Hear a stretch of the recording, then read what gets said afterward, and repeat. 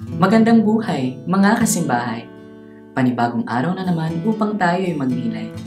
Samahan ninyo ako, ating pakinggan ang Ebanghelyo sa araw na ito.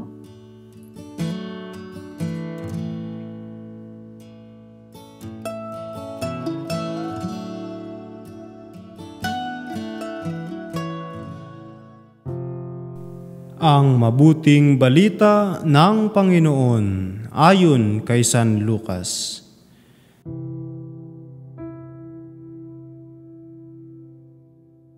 Noong panahong iyon, isinaysay ni Jesus ang isang talinhaga, may isang mahal na taong nagtungo sa malayong lupain upang gawing hari at magbalik pagkatapos niyon.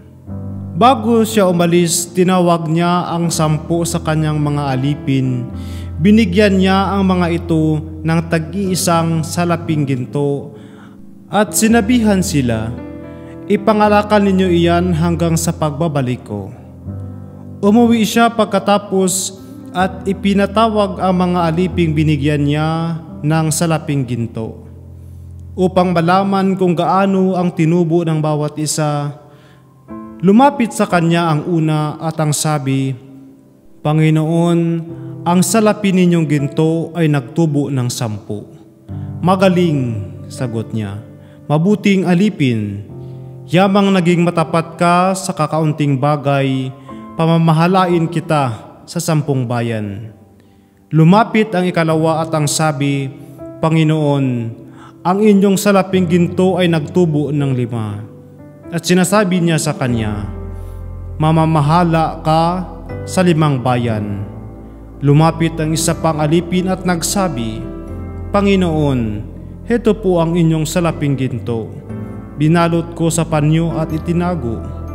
Natatakot po ako sa inyo sapagkat napakahigpit ninyo. Kinukuha ninyo ang hindi sa inyo at inaani ang hindi ninyo inihasik."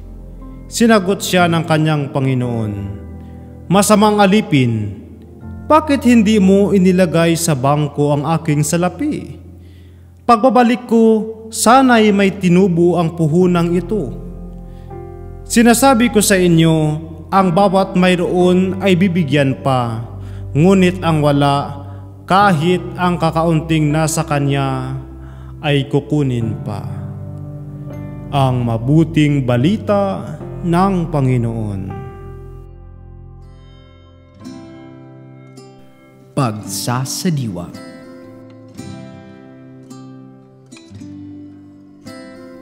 Lumapit sa kanya ang una, "Mabuting alipin, yamang naging matapat ka sa kakaunting bagay, pamamahalain kita sa 10 bayan."